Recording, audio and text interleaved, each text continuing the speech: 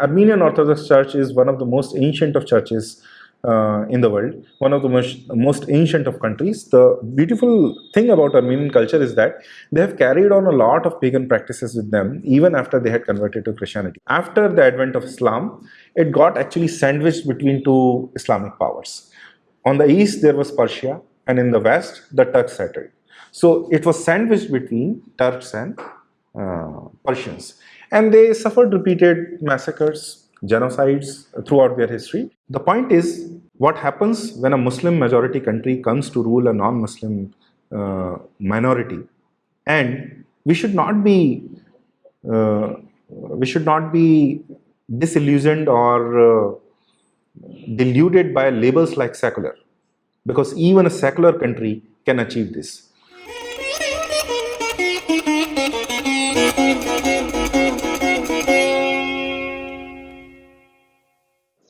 Unfinished agendas of political Islam. In this episode, we'll take the case of Turkey and Armenia. It is a very illustrative case because it is a case of a heavy Muslim majority country with a non-Muslim minority. So how does a Muslim majority country treats a non-Muslim minority? And even if it is a so-called secular country or going towards a secular future. Because in the case of Lebanon, we saw how a Christian majority country with a slight Christian majority, but a Christian majority country, how it got defeated and overnight became a non-Muslim Muslim majority country. Now in this case, what happens when a non-Muslim minority is caught in a Muslim majority country? So we take the case of Turkey. You will be surprised to know that the first great genocide of 20th century was not the Holocaust of Jews by Nazis in Europe.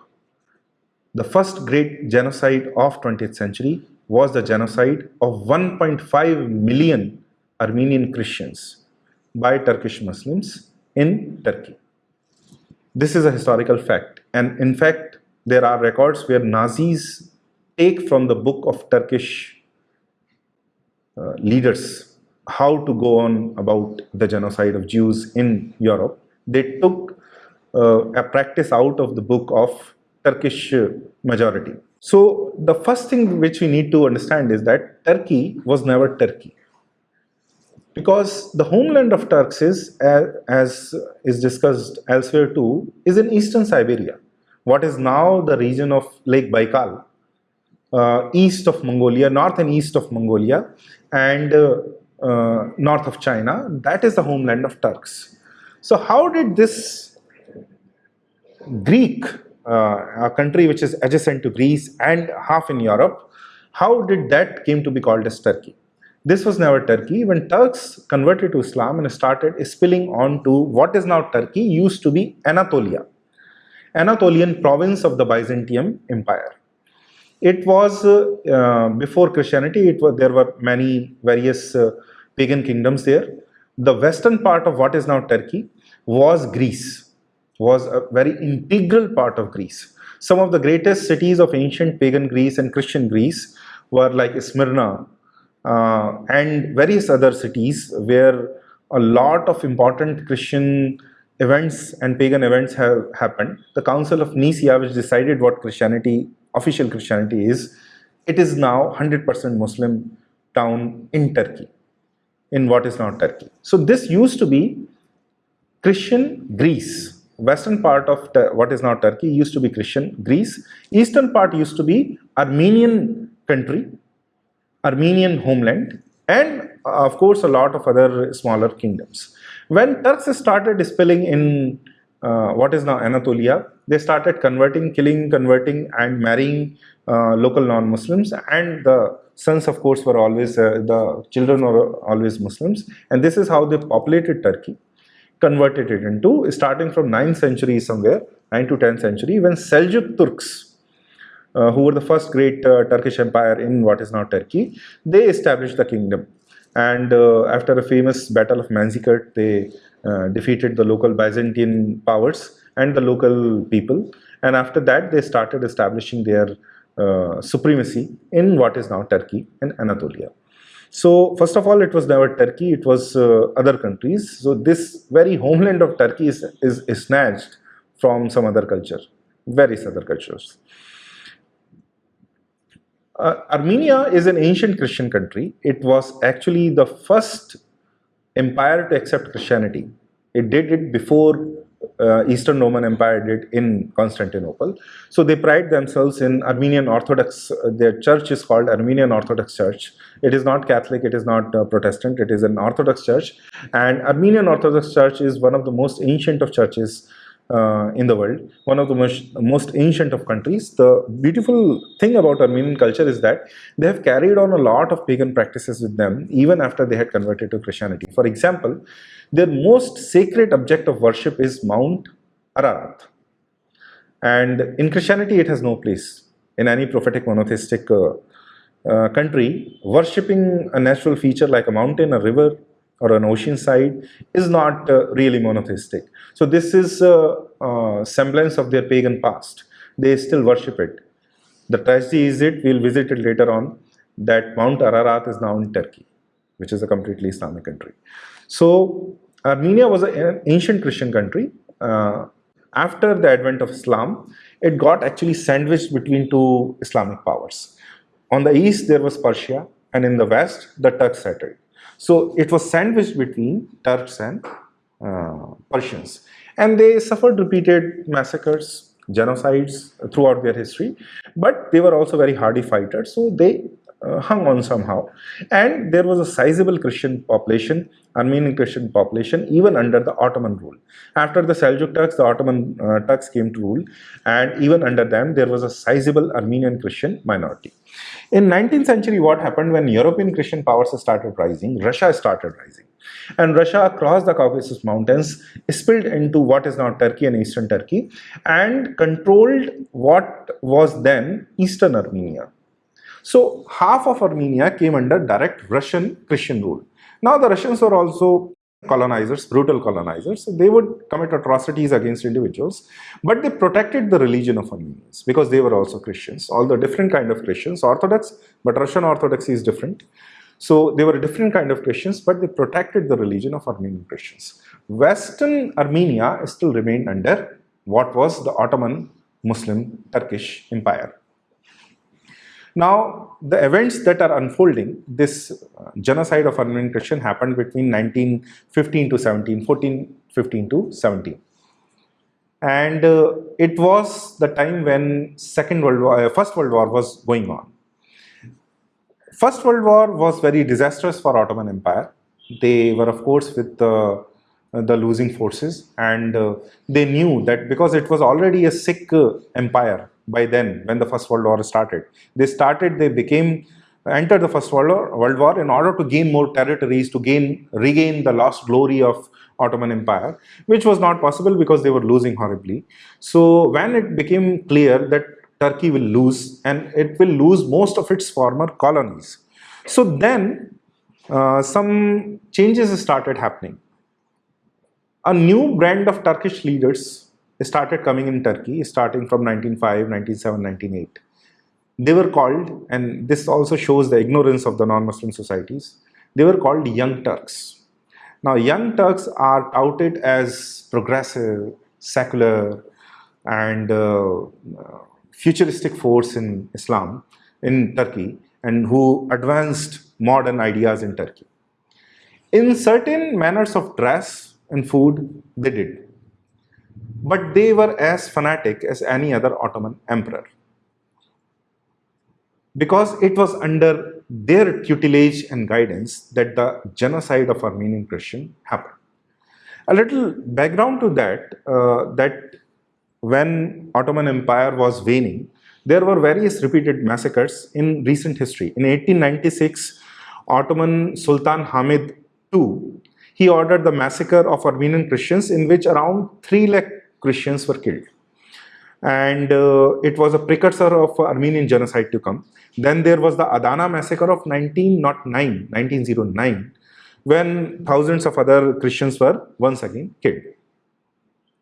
So these signs were there that Ottoman power was getting frustrated. And in this defeat and frustration, they were getting even more aggressive towards their non-Muslim minorities, even more brutal against them. When they were in their heyday, they thought that what these puny minorities will do. But when they were losing power, they becoming even more brutal and brutal. But there were some other reasons too why this was happening. The Young Turks proposed making a new and modern Turkey. In this new modern Turkey, they said that they will not tolerate any other minorities.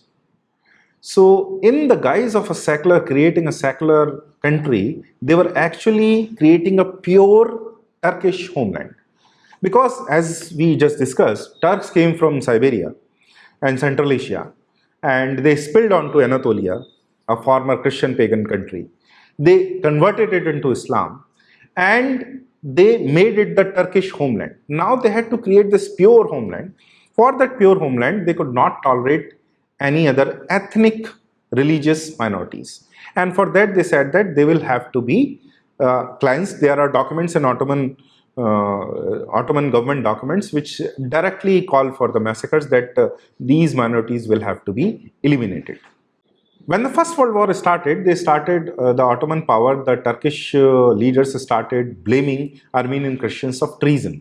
They said that because Russian forces are coming, Russia was fighting against Turkey in First World War, and they said that because they are Christians, because Russia is Christian, so these are moles in our country. They will go with the enemy, and that is how they will destroy Turkish interests. Damage Turkish interests, and so they have to be killed. So in that pretext, there were a lot of sporadic massacres, one after the other, as soon as the war had started. And we also saw that there were a lot of precursors of this massacre. Orders would be issued for Armenian Christians for them to surrender their weapons. Now, it was a loss-loss situation for Armenian Christians, because if they do come up with weapons and they say that they had these weapons, then they would be accused of conspiring against the Ottoman Empire, and they would then be persecuted. If they didn't, they would be accused of hiding weapons and then again persecuted. And so these things were happening one after another. When the Turkish army started getting defeated by the Russian army, they started retreating, and while retreating in frustration and just their anger, they killed thousands and lakhs of Armenian Christians in eastern Turkey, in the heartland of western Armenia. Van is a great city still in eastern Turkey, one of the greatest cities of Turkey, and it was a great center of Armenian Christians. An ancient core of Armenian Christians and their priests lived there. Within a span of 1 or 2 years, when the retreating Turkish armies went from there, they killed every single person, Armenian Christian, in Van, with the result that after 2 or 3 years, there were, somebody counted, when Russian army came, they found corpses of around 55,000 Armenian Christians, and only 10, in exact number, only 10 Armenian Christians were left when they found. This is in records. So these massacres had started happening. Their modus operandi was, they did not want to lose the properties of Armenian Christians. So they acquired various agendas, various modes to do this. They would invite common Kurdish Muslims and other Muslim tribes from Caucasus. They would invite them that we will pay you to occupy the houses of Armenian Christians, start living there. And the government would pay them. They would directly kill Armenian Christians, and whenever it was not possible, they would actually take the help of Muslim tribes from all around Turkey at that time. They invited them so they could come over and occupy these villages and their houses, because they did not want to waste resources of Armenian Christians by killing them, but saving their resources. And this modus operandi, it got very famous and very successful also. They were encouraged, even local population was encouraged to occupy these lands, which they did very readily. The irony is that the organization which actually oversaw the genocide of Armenian Christians was called Committee of Union and Progress, CUP, which was actually a branch of Young Turks. And look at the name, Committee of Union and Progress. It is this very modern, secular, progressive committee which oversaw the genocide of all these Armenian Christians. Now, what did they do? They said that it's in the records that we will not tolerate Armenian minorities more than 5% in any place, and how to eliminate them in any way possible. So wherever there were 15% in eastern Turkey to 20%, there were great eliminations, great massacres. But their favorite way was they just told them to march towards that desert, towards Syrian desert. Where to go, there was no information. Just march towards Syrian desert, because we are creating a pure Turkish homeland. And there was, of course, no choice in this. The Muslim males and females and children would be forced to march for hundreds of kilometers in scorching desert without any food and water. And of course, they would one by one drop off of sheer exhaustion. Whenever somebody dropped, they would shoot them in the head, whether it was a male, female, or a child. And they even shot their relatives if they stopped for them. So people started dying one after another. Sometimes they were marched through isolated valleys in eastern Turkey, and they would be pushed off a cliff, just like buffaloes were massacred in America when the colonizers reached there, by pushing them off cliffs. These Armenian Christians, they were marched off to remote mountains and valleys and pushed off cliffs, pushed into rivers, pushed in lakes, drowned in lakes, and according to some records, sometimes a rope was tied around two Armenian Christians, so that to save rope and to not let them swim, and they would be drowned in a well or a river. So many Armenian Christians died that the entire highways, it is said, in those times were lined by continuous corpses, stinking corpses of Armenian Christians who would just drop down, and then they would be just sidelined on the pathway. There were many brutalities. You can find all this. This is so public that you can even find this on Wikipedia, all of this information. When they would start marching, these Armenian Christians, there were many tropes. They would say that Turkish gendarmes would accompany you for a protection money. So they were said that they could be protected from whom? From themselves, from the Turkish Muslim powers. But they could be protected if they paid a money. Very few could pay. They knew that they had taken everything from these Armenian Christians. Very few could pay. And whoever did not, the males were killed right there. The women and children would be forced to march to desert, where they would be raped, and all sorts of atrocities would happen. If you see the geography of that region, all the small rivers, they all flow into two mightiest of rivers of that region, of Fertile Crescent and Middle East, Euphrates and Tigris. So many corpses, millions, so many corpses of Armenian Christians were dumped in these rivers that at various places downstream, 500 kilometers downstream in Iraq, the corpses of Armenian Christians would block Euphrates and Tigris, block the entire flow. And they would be blasted with dynamite to make the river run again. At various places, the rivers would run completely red with blood. Even after all of this, some corpses would be made whole, and they would reach Persian Gulf, 2,000 kilometers away. This is how many Christians were just killed and dumped. And there are many atrocities which we can discuss which happened, but it is all there for public record. And in just a matter of 2 to 3 years, entire Western Armenia, entire Eastern, complete ancient Christian civilization was absolutely destroyed. What we now know is Armenia was at that time ruled by Russia.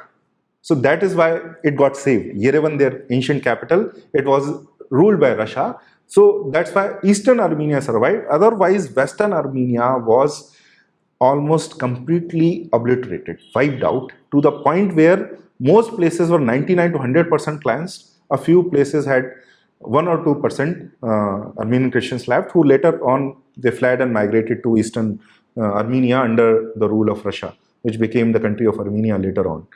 So almost half of the Armenian population was killed by Turkey in a matter of just a few years, while creating a secular, pure heartland for Turkey. It is a very equivalent case to the genocide of Jews, because almost half of their population was also killed off in Second World War by the Nazis. And this is what happened in a Turkish secular Muslim country. So the point is, what happens when a Muslim majority country comes to rule a non-Muslim minority? And we should not be disillusioned or deluded by labels like secular, because even a secular country can achieve this. Turkey is now one of the most thoroughly Islamic countries in the world, with the population of more than 99.9% of Muslim population. It is said to be a progressive secular country, but apart from Istanbul, which is in which there are a few Christians, 6 or 7% Christians left, because it's a city. In every other part, they are almost thoroughly cleansed to the point where not even a single Christian is left. That is how deep the ethnic cleansing and genocide was in Turkey. So we should not be swayed by these titles like secular. Armenia's tragedy doesn't end, because three Caucasian countries which became independent when Soviet Union broke down was Georgia, Armenia, and Azerbaijan. Now Georgia was Christian, Armenia was Christian, Azerbaijan was Muslim. Azerbaijan is Turkish but Shia. Turkey is Sunni and Turk. Azerbaijani by ethnic stock they are Turks, but by religion they are Shia. Now if you see the geography, you can see it in the map, that there is an exclave of Azerbaijan, exclave means which has no geographical continuity with the rest of the country. It is called Nakhichevan, which has a boundary with Armenia and Turkey, but not with Azerbaijan. Now this exclave was awarded legally to Azerbaijan, but there was another exclave of Armenian exclave inside Azerbaijan, which was called Nagorno-Karabakh. Nagorno-Karabakh was not made a legal part of Armenia, because it was a Christian enclave inside a Muslim country. So it was not made legally part of Armenia. Now Armenia at that time was strong, and at one place the distance between that exclave and Armenia is just 20 kilometers. So they occupied those 20 kilometers, created a belt towards Nagorno-Karabakh and started ruling it. And in the next 20-30 years, they occupied a lot of other parts. So that to secure Nagorno-Karabakh. But in the recent 2 years ago, in the recent 1 to 2 years ago, recent war, all of those gains of Armenia are lost. Azerbaijan made a complete sweep of ethnic cleansing of all these areas. Only Nagorno-Karabakh remains with a walking corridor towards Armenia. Now, Armenia cannot do the same treatment to the Azerbaijani exclave of Nakhichevan, because Turkey threatens Armenia. But there is no one else to support Armenia when Nagorno-Karabakh is threatened by Azerbaijan. So this is a history. Turkey is not just guilty of the genocide of Armenian Christians in Armenia and inside Turkey. It is also guilty of the genocide of Greek Cypriots. When Cyprus became independent, they simply invaded Cyprus, occupied almost half of that country, did a genocide of all Christians there, and it's still occupied by Turkey. They did the same to Greek minorities in Western Asia, which will be the subject of another discussion sometime. So we should not be deluded by titles like secular. We should know that what happens to a non-Muslim minority under the rule of a Muslim country, even while it is called secular. Thank you.